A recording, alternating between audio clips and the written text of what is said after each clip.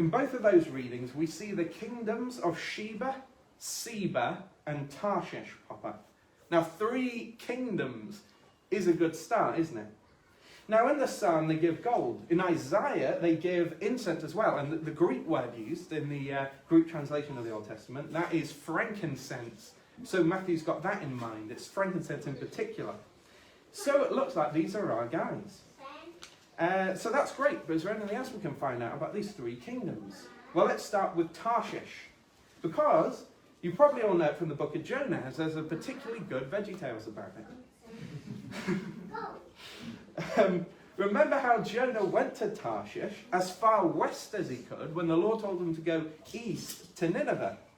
From that story, many say Tarshish must be Spain, because that's as far west as people seem to go in the Bible.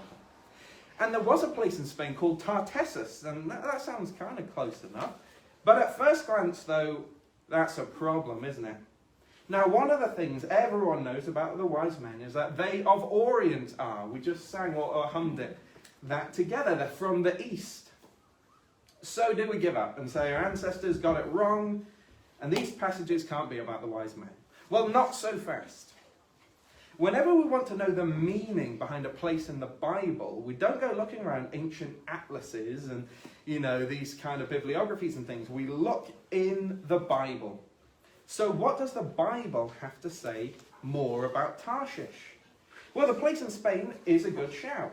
But, as more to say, especially in the book of 2 Chronicles, in chapter 9, verse 21, ships from Tarshish return with apes, peacocks, and ivory. And of course, peacocks are native to India. So it doesn't really sound like Spain there. And more to the point, in chapter 20, Jehoshaphat builds ships in Ezion-Geber, where people would sail from to get to the Indian Ocean, so that those ships could reach Tarshish. So half the time, Tarshish seems to be somewhere in Spain, and the other half of the time, it's all the way in India.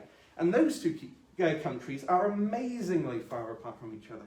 And they have nothing in common on the face of it. So why does the Bible use this kind of confusing language? Wouldn't it be just better to say what it means and keep specific, placeable terms?